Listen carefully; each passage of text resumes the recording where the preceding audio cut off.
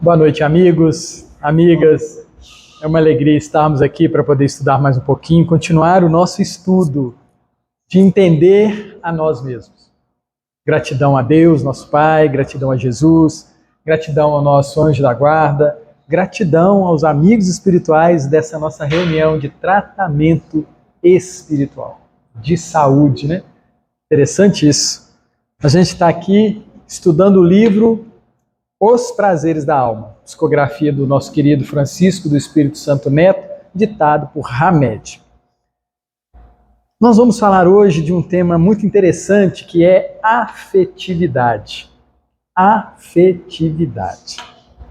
Afetividade vem de afeto. Afeto. E aí eu fui procurar o que é afeto.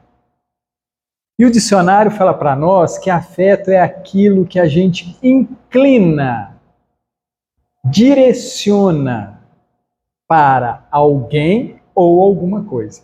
Observem que é inclinar, não é assim? Não tem um movimento? Movimento de inclinar, dar atenção, voltar-se para algo ou alguma coisa. Afetividade no dicionário é assim. Mas, para a ciência espírita, para o espiritismo, é muito mais. E eu estava refletindo, né? A gente vai lendo a lição, vai buscando, né, subsídios. E eu fiquei pensando como é que a gente vai refazer os momentos de afetividade com aqueles que não nos inclinamos. Porque é interessante as nossas relações. As nossas relações, normalmente, a gente está perto de alguém, aí acontece alguma coisa naquela relação, não é assim? Não acontece alguma coisa boa ou não boa? Ou a gente continua inclinado próximo daquela pessoa, ou a gente se afasta. Por um motivo meu, dele, dela, ou das circunstâncias. Mas reparem que para haver uma afetividade, um afeto, não precisa se ter uma convivência. Não é lógico isso? Eu preciso conviver, estar perto daquela pessoa por um momento, por 2, por 3, mas eu preciso ter um relacionamento com ela. E a falta ou a amplitude desse afeto está determinado pela minha caminhada, pelo meu desejo de ser afetuoso. Vamos ao texto, né? Que é muito rico. Vamos ver o que o nosso querido Hamed traz para nós. Afetividade. E aí eu fiz uma anotação aqui interessante que a gente percebe o movimento que a gente faz em direção à pessoa. Mas e os movimentos que as pessoas fazem em direção a nós? Já pensaram nisso? Quantas pessoas querem ter afeto para conosco? Será que a gente acolhe o afeto de todo mundo? Será que a gente alimenta esse afeto que vem? Será que a gente recebe, é recíproco com essa afetividade que recebemos? Aí eu fiquei pensando da afetividade, do afeto de Deus para conosco. Porque a gente sempre precisa considerar se é uma virtude, se é uma qualidade, se é uma coisa boa, tudo que é bom vem de Deus. Não é assim? E aí eu fiquei pensando nisso. Será que eu consigo acolher a afetividade, o afeto, a dedicação que Papai do Céu tem comigo? Curioso isso, né? Porque a gente, muitas das vezes, a gente não se acha cuidado por Deus. Nós somos terríveis, né? Eita cambada, né? Nós somos danadinhos. Nós somos danadinhos. O moço, né? Com carinho, né, gente? A gente tem que criar uma intimidade com Deus, tá? Então o moço Deus, nosso Papai do Céu, prepara tudo com o maior esmero. Não sei se Acho que todo mundo aqui tem o hábito de ler a Bíblia diariamente, né? Tá todo mundo de parabéns, viu? É assim mesmo. Então, lá no primeiro capítulo, na Gênesis, na hora da criação, Deus diz, né? Lá o texto fala assim, e Deus disse, faça isso. Não é assim? Não tem isso lá? E aí alguém faz. Não é isso que ele fala? Faça isso. Alguém faz. Aí depois ele confere. E vendo Deus que era bom, olha que interessante. E isso, na minha cabeça, abriu um leque fantástico. Porque tudo que eu vejo no mundo, eu preciso ver essa avaliação de Deus para com tudo. Olha que interessante esse raciocínio, hein? Se Deus, no momento da criação, ele conferiu tudo, alguma coisa não é boa no universo, gente?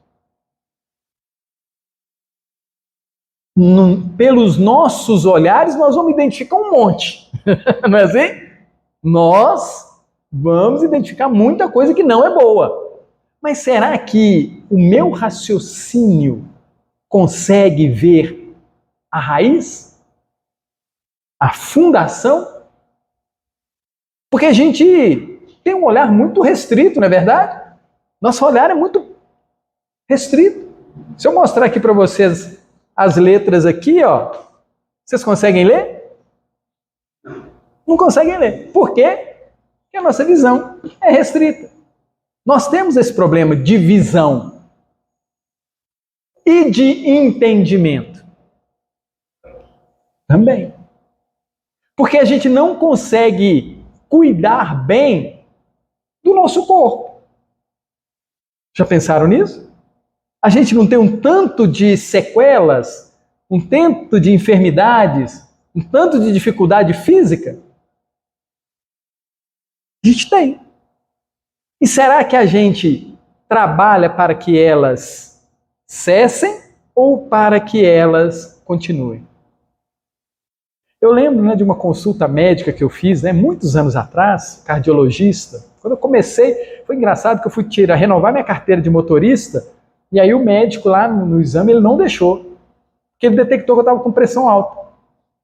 E aí ele falou assim, você tem que trazer um laudo do cardiologista falando que você está controlado para poder te autorizar a dirigir o carro, porque senão você pode ter um infarto. Eu falei, que isso, doutor, não precisa disso tudo, não. Aí ele me contou uma coisa que é interessante, ele falou assim, no mundo, são pouquíssimos, para não falar somente o Brasil, que para tirar a carteira de motorista precisa de um exame médico.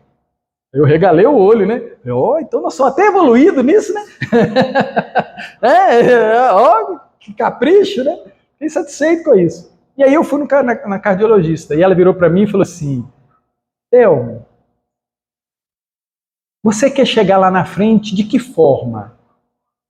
Que perguntinha, né? Eu falei, doutor, eu quero chegar lá na frente bem. Eu falei, então vou te dar uma receita. Você vê ao médico, cardiologista, né? Você vai querer saber. Olha, primeiro, prato colorido. Não é a travessa colorida não, viu, gente? É os alimentos que se coloca neste prato coloridos. Até hoje eu tenho essa preocupação. Terminei de pôr o almoço, eu olho, tá colorido? Eu faço isso sempre, né? E fico chateado quando não está muito colorido, né? E aí, segunda coisa que ela solicitou, faça exercício físico. Bom, não é? E ela explicou, falou, Thelmo, o corpo precisa estar todo lubrificado, todo em movimento, todo sadio. Porque, principalmente, os músculos sustentam os ossos do corpo, o esqueleto.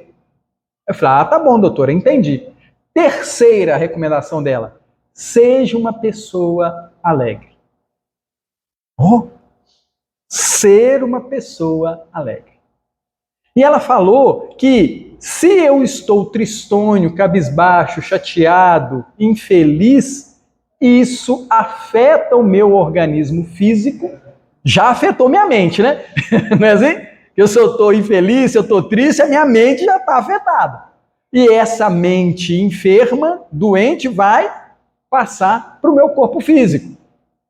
E se eu tiver a alegria em tudo que eu faço, eu vou ter uma vida longa. Ela me deu um remedinho da pressão, eu comecei a tomar o remédio, voltei nela daí uma semana, e aí passei no exame e eu tirei a carteira de motorista. Ok? Então, é interessante isso, a gente refletir sobre essas coisas, porque a gente precisa começar a gostar muito da gente. A afetividade. Eu preciso ser afetuoso comigo, eu preciso gostar da minha mão, gente. Eu não posso enfiar minha mão em qualquer lugar. Né? Eu não posso comer qualquer coisa. Eu preciso ter esse carinho comigo. Primeira questão de afetividade sou eu. Eu, espírito, eu, corpo. Eu com o meu corpo. Depois vem as relações que eu preciso ter com aqueles que caminham comigo. Precisam ser relações afetivas. Até mas as pessoas são tão difíceis. Bem-vindo ao clube. Jesus passou por isso. Não é? Jesus passou por essa situação. Amigos complicados ele teve durante os 33, 34, 35, 36 anos que ele passou aqui conosco. Mas ele venceu. Ele fala isso lá no seu evangelho. No mundo tereis aflições, mas tem de bom ânimo. Aquele que acredita em Deus, vence. Não é bem assim a frase, não, né? Não dá para entender? Não é essa a ideia? Olha que interessante que ele fala, bom ânimo. Ânimo. Eu preciso querer, eu preciso estar animado. Amigos e amigas, as pessoas que têm uma religiosidade, uma certeza, uma convicção, são pessoas que conseguem viver muito tempo com o corpo. Aproveitam muito tudo. Então, afetividade, inclinar-se para algo ou alguém, e a afetação que os outros têm para comigo. A inclinação que os outros têm para comigo. E aí o Hamed vai falar para nós assim. Amar. Engraçado isso, né? Porque a gente relaciona muito amor com afetividade, né? A gente não relaciona muito amor com afetividade? E ele fala assim, amar não significa esperar que alguém nos satisfaça todos os anseios e necessidades que cabe só a nós satisfazer. Porque muitas das vezes eu amo fulano, eu amo Beltrano. E eu espero e coloco nas costas dele, a responsabilidade de me satisfazer. Isso dá certo, gente? Será que ele dá conta de carregar os meus desejos? Será que ele tem uma carreta? Um bitrem? Para carregar todos os meus desejos e satisfazer? Olha que complicado, né? Satisfazer. E aí a pergunta é, quem é que vai satisfazer o dele? Quem é que vai satisfazer o dela? Porque o amor não é uma troca. Nós, com Deus, é papai, não é? Papai. Ele nos ama de que forma? Será que é do jeito que a gente identifica o amor? Eu já falei aqui várias vezes e eu acho que merece a gente repetir. Livro Pensamento e Vida, discografia do Emmanuel, ditado pelo nosso querido Chico, obrigado Emmanuel, capítulo 30, intitulado Amor. Emmanuel fala para nós assim, que Deus ama igualmente o verme, que leva milhões de milhares de anos para chegar na sua melhor condição. E ele ama igualmente o arcanjo. O que ele está tentando dizer? Que quando o dia amanhece, Deus trabalha igualmente para o verme e para o arcanjo. Igualmente. Ele não dá nem um alfinete a mais para um, nem um alfinete para outro. Ele faz isso igual. Esse é o desabrochar, é o objetivo desse amor que a gente tem hoje. O amor que a gente tem hoje, ele caminha para essa igualdade de amor. E aí, nesse mesmo texto, Emmanuel fala assim, que Deus ama do mesmo jeito o diretor da prisão, como ama o presidiário. Olha que doido, né? Isso na nossa cabeça é um problema sério. Problema sério. Como que ele consegue? Porque Deus, na sua grandeza, ele sabe onde é que nós vamos chegar. Ele sabe. Gente, amigos, não é a primeira experiência de Deus com um filho dele. Nós não somos a primeira tentativa. Nós não somos a primeira tentativa. Ele já viu milhares de milhões, de bilhões, de trilhões de princípio inteligente, começando a sua caminhada e chegando a ser um Cristo. Então, quando ele olha para nós, ele olha e fala assim, vai filhinho, vai filhote, conserta isso, conserta aquilo, eu estou te esperando. E ele sabe que vai dar certo. Ele sabe que vai dar certo. Por isso que ele não se descabela. Se ele tiver cabelo, né? Se ele tiver cabelo. Por isso que ele não desespera. Eu gosto sempre desse exemplo, né? Pé de abacate dá melancia, não é verdade, gente? Não é? Não é? Pé de abacate dá melancia? Dá o quê? Ah, olha só. Então nós vamos dar melancia ou vamos nos tornar um Cristo? Nós vamos chegar ao Cristo. Isso é lei. Do mesmo jeito que a lei para o pé de abacate, tem lei para a gente. Ah, vai demorar. Claro. A gente gosta de andar em volta em vez de andar na direção. Vai demorar. A escolha é nossa. Criamos distrações ao longo do caminho, né? O caminho é para você chegar a São Paulo. Toda curva você para ver a paisagem. Né? Toda florzinha você para, toda distração você para. E realmente vai. E aí a gente fica bravo com a vida porque a gente devia andar mais rápido. Nossa, o Cristo está lá na frente. Está lá na frente? Está. Agora, ninguém sabe quantos bilhões de trilhões de anos que ele demorou para chegar nessa condição. Ninguém sabe.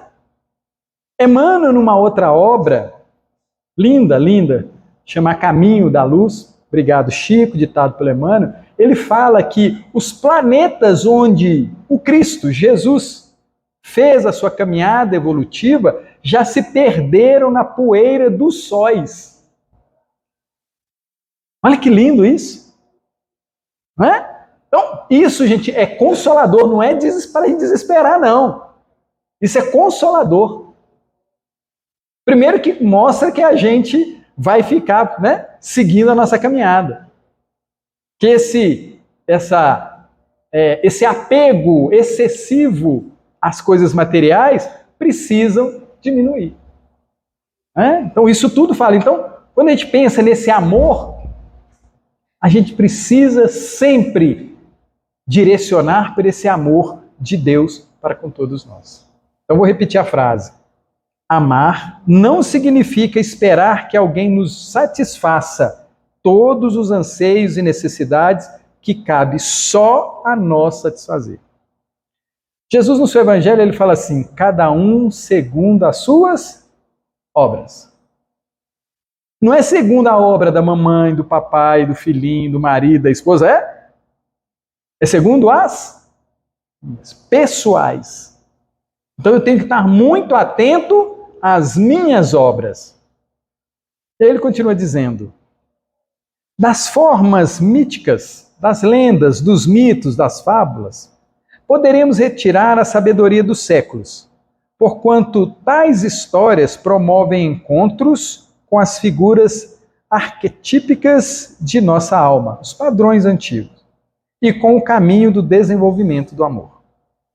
Da antiga Grécia nasceu a ideia das metades eternas, que percorreu a vastidão dos tempos. Já viram falar das almas gêmeas? Vem lá da Grécia. E aí o Hamed, ele traz para nós a origem disso. Ele fala que a mitologia greco-romana nos transmite por meio de autores da antiguidade a seguinte história, abre aspas. Em uma diferente civilização, os seres possuíam 2 cabeças, 4 braços e pernas e 2 corpos distintos, masculino e feminino, mas com apenas uma alma. Viviam em pleno amor e harmonia, e justamente esse equilíbrio provocou a inveja e a ira de alguns deuses do Olimpo. Gente, isso é uma fábula, tá? A ideia greco-romana. Esses deuses enfurecidos enviaram àquela civilização uma tormenta repleta de trovões e relâmpagos, que dividiram os corpos, separando a parte feminina da masculina e repartindo a alma ao meio. Diz a lenda que até hoje os seres lutam na busca de sua outra metade, a sua alma gêmea. Fecha aspas. Né? A gente imagina que as coisas sejam assim? A gente precisa olhar. A gente não fica procurando um par perfeito? A gente não fica procurando? A gente não sente falta de um companheiro, de uma companheira que nos satisfaça todos os nossos quesitos? Continua Hamed. Durante séculos, essa crença foi cultivada, hein, gente? E grande parte da humanidade ainda procura ansiosamente encontrar sua, abre aspas, alma afim, fecha aspas. No entanto, com a nova revelação, vêm os espíritos superiores esclarecer-nos a respeito do conceito das metades eternas, ensinando-nos que essa expressão é inexata e que não existe união particular e fatal entre 2 almas. Engraçado isso, né? Me vem à mente aqui agora. Mas eu mereço um par perfeito, não mereço? Eu mereço. Nós merecemos? Nós merecemos um par perfeito. Mas vem uma nova revelação. Uma revelação de que traz a individualidade do Espírito. Nós somos individualidade. E não devemos pensar que vamos ficar eternamente neste planeta. Não vamos. Estamos trilhando a nossa caminhada de sermos mais amorosos. Eu gosto muito dessa ideia, né? As pessoas perguntam assim, para que a gente está aqui? E as pessoas falam, para evoluir. Eu falei, gente, não é. Evoluir parece uma equação matemática, não parece, não? Eu vou fazer isso, com mais isso, com mais isso, com mais isso, eu vou ficar mais sabidinho. Não é assim? Evolução, não tá essa ideia? Mais competente, não é assim? Prefiro trocar. Isso é uma particularidade, viu, gente? Eu preciso trocar pelo nosso objetivo de aprendermos a amar. Nosso objetivo é aprender a amar. Desse jeito que Jesus nos ensina. Desse jeito que o Pai tenta trazer para a gente. A igualdade de atenção, de carinho, de dedicação que o Cristo viveu por nós. Porque é muito interessante isso. Vocês vão lembrar, Jesus não desconfiava de Judas? Não tinha né? Jesus falava assim, olha, um dentre vós vai me trair. Um dentre vós é o diabo. Jesus não dava umas dicas? Então ele desconfiava, não é assim? Desconfiava, não é? Ele, sabendo dessa tendência desse irmão, tirou ele do time. Não é interessante isso? Nós fazemos isso com a facilidade, né? Fulano não me interessa, fulano está com dificuldade, não, tira, porque senão ele vai estragar o resto do cesto, né? Assim? É a laranja podre, né? Jesus não tinha uma desconfiançazinha da negação de Pedro. Pedro não continuou a caminhada toda. Jesus não tinha uma desconfiançazinha com os doutores da lei. Não tinha aquela coisa toda. Jesus vai, à casa de Maria e Marta. Vai lá na casa de Maria e Marta. E aí, Marta, fica preocupadíssima com as coisas materiais. Preocupadíssima com as coisas materiais.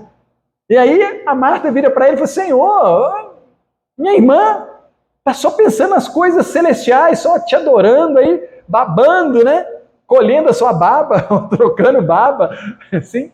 Mas a gente sempre critica as pessoas, reclamam que a gente tolera, mas a gente nunca pensa. O que será que os outros toleram da gente? Isso é importante, né? Quando eles convidam, o que será difícil para a minha família, para o amigo, para o vizinho, que eles não falam. Não tratam bem, não convivendo. A gente só apoia o outro, fez o outro. E a gente, como o outro, eles nos aceitam.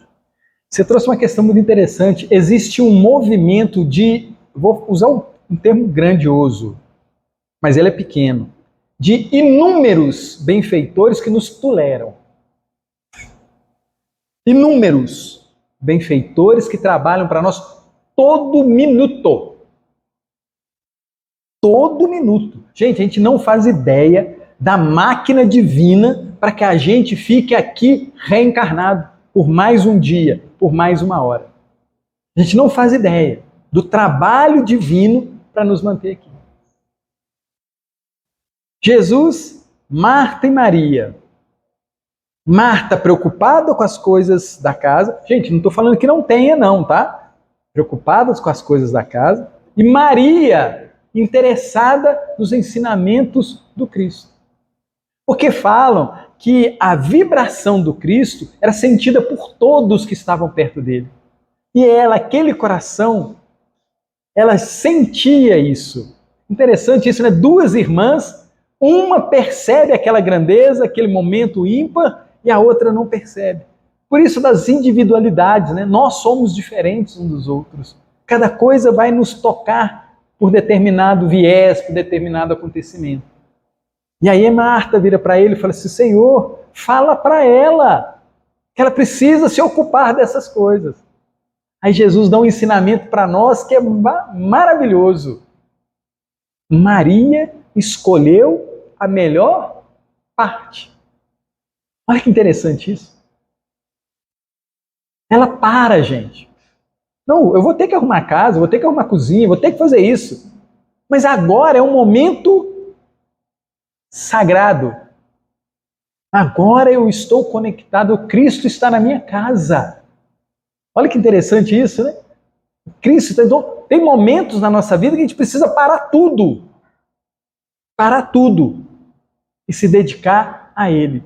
E é interessante que a gente nunca sabe quando é que Ele vai estar na nossa presença. Eu desconfio que Ele está o tempo todo. Eu desconfio que o Cristo anda conosco todo momento. Aquela vibração bondosa, aquela referência carinhosa, aquele preposto dele, sempre a nos orientar no dia a dia. Né? Então,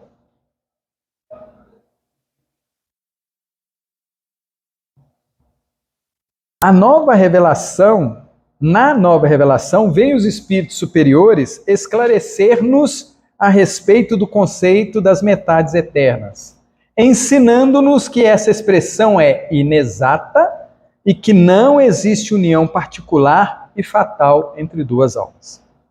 Explicam-nos os benfeitores que não há alianças predestinadas, e sim que quanto mais iluminadas as almas, mais unidas serão pelos laços do amor real.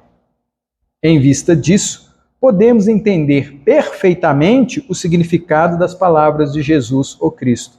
Haverá um só rebanho, um só pastor. Essa fala é interessante porque Jesus fala que todos nós estamos juntos. A gente acha que está separado, né? Nós estamos juntos. Nós caminhamos juntos. Nós estamos no mesmo barco, sobre o comando de Jesus, o Cristo. Só que o barco é meio grandinho, né? E os meninos fazem o que quer dentro desse barco. Mas nós estamos juntos. Então nós somos um só rebanho e temos um só pastor. E aí o Hamed continua dizendo: um dia todos estaremos juntos, reunidos e plenificados uns com os outros em um só rebanho. Um dia nós entenderemos que somos irmãos, parceiros, companheiros, filhos do mesmo Pai. E nesse momento, aí sim vai ter essa unidade, que é a esperança do Cristo para todos nós. Ele fala assim: o Espiritismo vai mais além, quando nos explica que a nossa mentalidade sobre as almas gêmeas é exclusivamente alicerçada sobre uma visão romântica de união afetiva. Na realidade, antes de sermos homens ou mulheres, somos espíritos imortais, vivendo temporariamente na Terra. E aí, pensando nisso, eu vou lendo, vou parando, né? Vocês precisam ver como é que é a minha semana lendo o texto, né? Eu vou viajando demais. Aí eu resolvi me perguntar: Thelmo, quanto tempo você vai viver? Gostaria de fazer a pergunta para vocês. Quanto tempo cada um de nós vai viver? Encarnação. Estou falando de vida. Ah, olha que interessante isso. Quanto tempo nós vamos viver? Os nossos planos hoje, aproveitando aí, né? Janeirão, né? Aproveitando, os nossos planos são para daqui a alguns dias, meses, anos, ou séculos ou milênios? Porque quando nós viemos estudar a ciência espírita, o espiritismo, nós precisamos mudar a forma como pensamos e vivemos a vida. Estamos num trecho.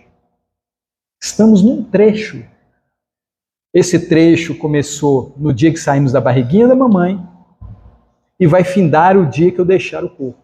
Mas eu vou continuar. Eu não tenho fim. E o objetivo de não ter fim é para que a gente alcance a felicidade plena. O objetivo é esse. O desafio nosso é começar a pensar como eu sempre estou vivo e preciso o quanto mais assumir a postura de Maria. A mãe, Maria, irmã de Marta. Eu preciso assumir. Porque não adianta eu saber que sou imortal se eu não vivo de acordo. Porque aquele que tem o raciocínio e vive de acordo com a imortalidade, ele não tem medo. E o medo é uma questão materialista. O espiritualista, ele confia em Deus. O materialista, ele fala: se Deus quiser, Não é assim? Se Deus quiser. Mas isso já está estabelecido. Deus quer. Então, mas como eu posso ter essa certeza? Como eu posso ter essa certeza? Observando a vida. Observando a vida. Nós, de uma casa espírita, temos essa certeza. Porque, muitas das vezes, no tratamento, ali está um espírito que já desencarnou, olhando a gente. Esses livros aqui, ó, todos ditados por as 10 leis de Moisés. Quem foi que ditou, gente? Foi um encarnado ou um desencarnado? Desencarnado. Moisés conversava com a sarça, não é? Em fogo. Ele estava conversando com quem? Maria. Aparece para ela um anjo, encarnado ou desencarnado, para avisar que ela ia ser desencarnado. O anjo estava desencarnado. O tempo todo nós somos auxiliados pelos os desencarnados. Nós não acreditamos que temos anjo da guarda? O anjo da guarda está encarnado ou desencarnado, gente? A gente vai pesquisando e vai ficando cada vez mais ligado a eles, aos desencarnados. Tem um caso interessante, né? Minha mãe conta que minha irmã demorou a chegar em casa, ela trabalhava, era tarde, minha mãe acordou, foi lá no quarto, minha irmã não tinha chegado, aí ela fez uma prece.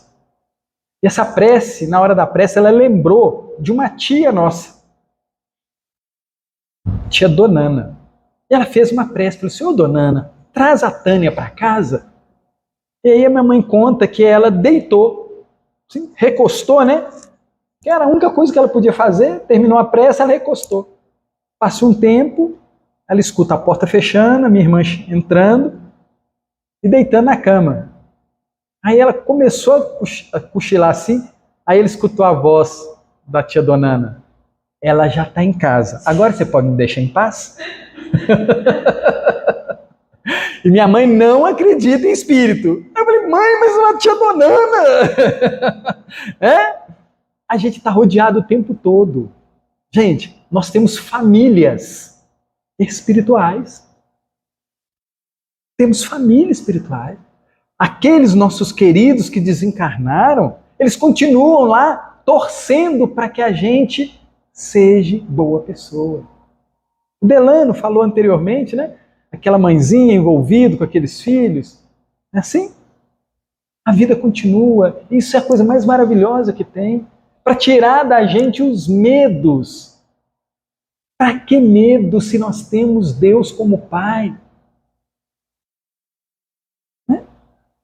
Está tendo uma guerrinha, não está? Lá na Rússia contra a Ucrânia, não está tendo uma guerrinha lá? Lá nos pessoal do Oriente Médio, não está? No nosso olhar, está certo ou está errado? Errado.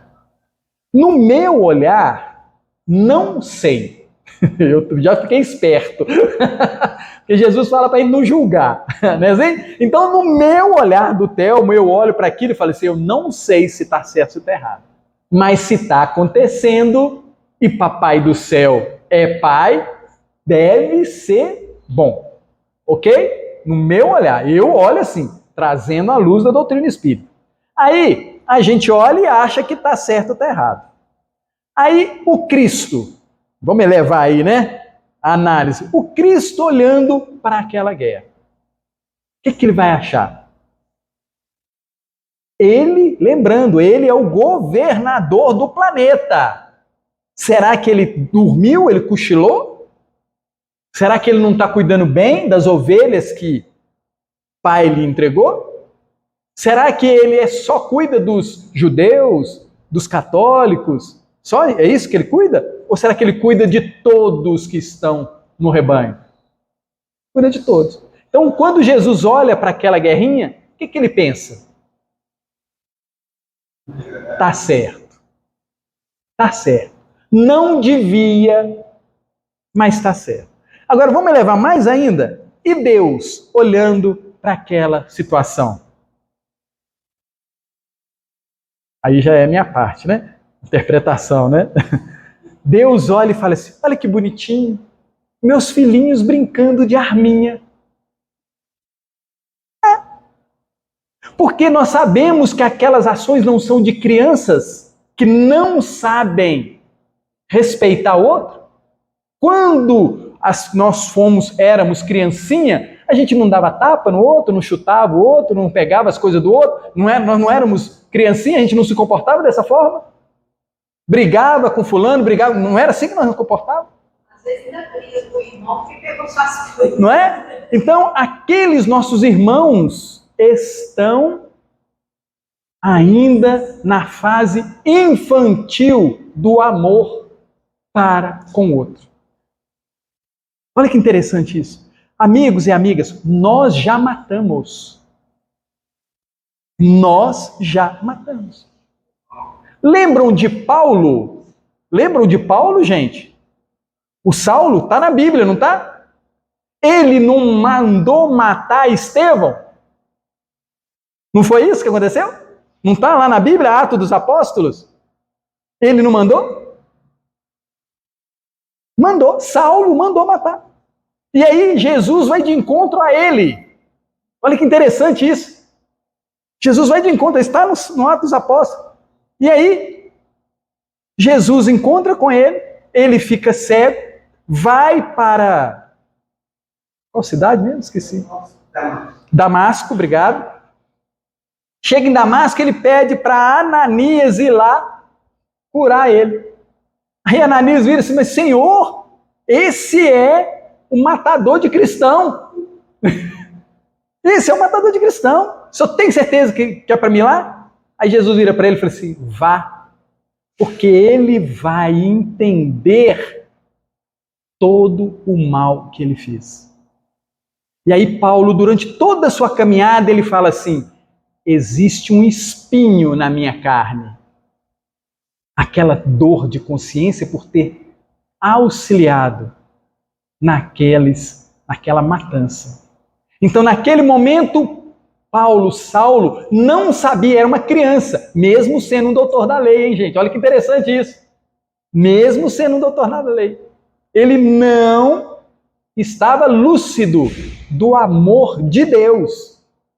Aí o tempo passa, ele começa a entender o Evangelho, começa a viver o Evangelho, e aí ele começa a apanhar dos seus próprios irmãos.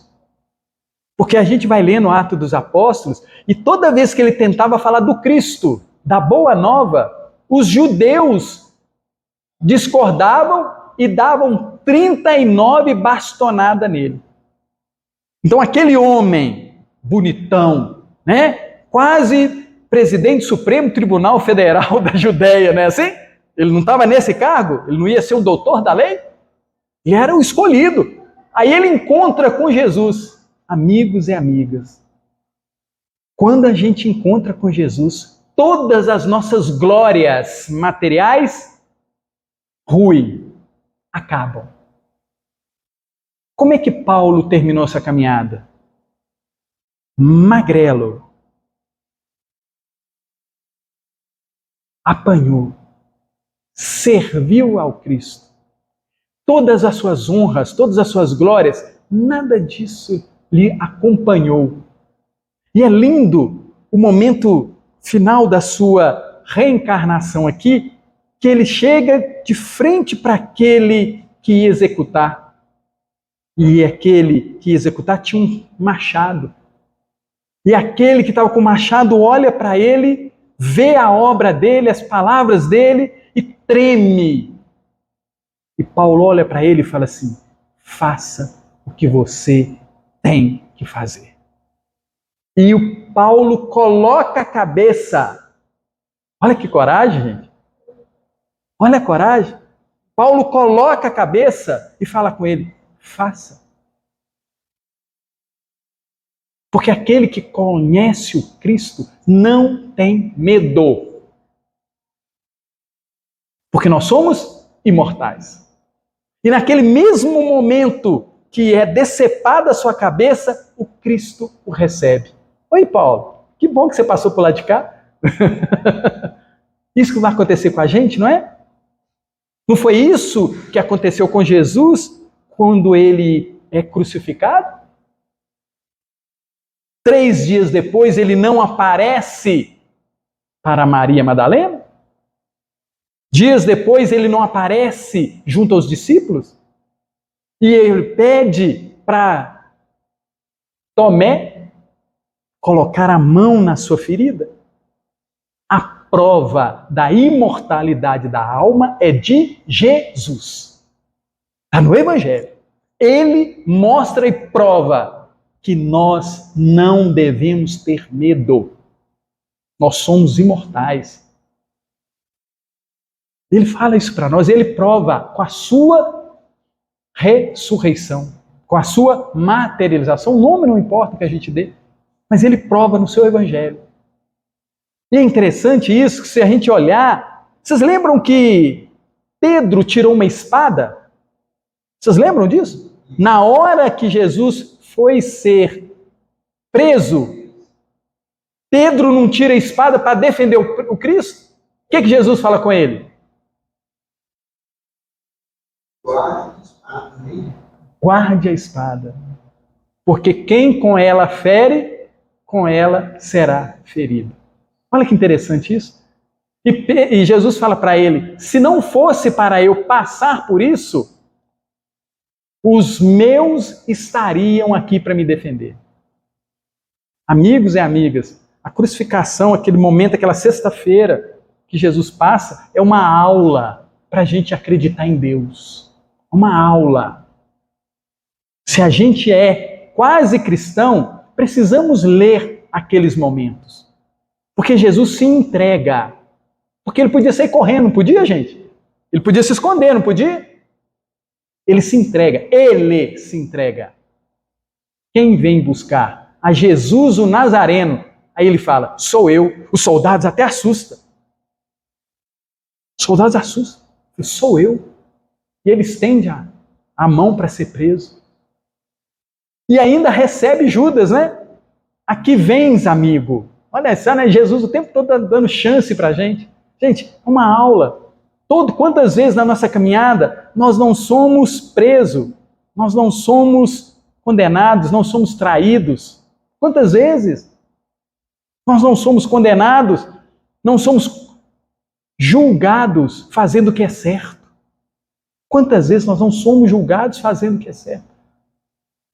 Quantas vezes a gente não perde uma eleição? Você sabia que Jesus perdeu uma eleição, né, gente? Vocês estão sabendo disso? Lembram desse momento? Escolham Barrabás ou Jesus. Jesus perdeu a eleição. Escolheram Barrabás.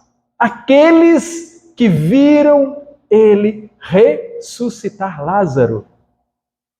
Aqueles que viram ele fazer um cego enxergar. Aqueles que viram ele fazendo maravilhas na Galileia. Olha como é que é interessante isso, né? Mas Jesus, ele já avisou. Ele tinha avisado. Ele avisa para nós. Nós somos imortais. Quando ele fala lá no seu Evangelho, na casa de meu pai tem muitas moradas, vou preparar-vos lugar. Quando estiver pronto, voltarei e vos buscarei. Isso é muito legal, né? A gente refletir sobre isso. E vocês sabem, todo mundo sabe disso, que todas as religiões falam da imortalidade da alma. Todas as religiões. Todas falam. Os nossos queridos irmãos católicos, que eu sou o devedor deles, né? Anos estudando, participando lá dentro, eles falam assim, depois da morte, você vai para o céu ou vai para o inferno, não é assim? Não é esse o ensinamento? Então, como é que um morto vai para um lugar? Tem jeito? Você só vai para um lugar depois da morte se você estiver vivo. Não é um ensinamento da imortalidade da alma? Você vai para o julgamento. Jesus fala isso, conta essa parábola, né, do Lázaro e do rico, não é? Não foi lá a parábola do Lázaro e do rico? Depois que o Lázaro desencarna, depois que o rico desencarna, eles vão para uma outra situação. Jesus conta isso para nós. As outras linhas religiosas falam assim, depois que você morrer, você vai para o sono eterno. Eles já viu morto ir para o sono? Tem cabimento. Todas as religiões falam da imortalidade da alma. Só que a gente ainda não ligou, né, o lé com cré com relação à imortalidade. E aí a gente fica com medo primeiro de viver. Curioso isso, né? A gente fica com medo de viver. Aí a gente deixa de fazer as coisas boas, deixa de se dedicar ao ensinamento de Jesus, deixa de ser um bom cristão, porque a gente fica com medo, cuidando das questões materiais. Né? Muito legal a gente refletir sobre esses pontos de vista. E aí ele fala, continua dizendo, muitos possuem uma compreensão difusa e narcisista sobre o amor, o que faz com que interpretem sua afetividade somente abaixo da cintura, isto é, não conseguem desenvolver seus sentimentos, abandonando-os a um permanente estado embrionário. Não existe união particular e fatal entre duas almas. A união existe entre todos os espíritos. A união existe entre todos os espíritos, mas em graus diferentes, segundo a categoria que ocupam. Quer dizer, segundo a perfeição que adquiriram. Quanto mais perfeitos, mais unidos. Estamos vivenciando inúmeras experiências terrenas com as mais diversas criaturas, conhecendo e ao mesmo tempo estreitando elos afetivos com outras tantas através de várias encarnações. Então, por que alimentarmos a ideia da busca ilusória de uma pessoa pré-determinada com a qual fatalmente viveríamos felizes pela eternidade, juntamente com os outros tantos milhares de pares eternos que já se teriam encontrado anteriormente? Tudo isso mais se assemelha a um egoísmo do que amor. Contrário à fraternidade cristã, que nos ensina que um dia todos se amarão de forma incondicional. Não é esse o ensinamento do Cristo? Todos se amarão incondicionalmente. Os aspectos do amor, diz Hamed, não podem ser vistos como se o nosso eu seja o único referencial e que qualquer coisa que não se enquadre em nosso modo de ser seja rotulado de desamor ou de não ser nossa metade eterna. Enquanto estivermos pensando dessa maneira, diz o benfeitor, não amaremos verdadeiramente. Estaremos, sim, criando uma idealização amorosa, na ânsia de que os outros jamais ousem discordar de nosso ponto de vista. Em outras palavras, se alguém divergir da nossa opinião, teremos a certeza de que não é a nossa alma gêmea.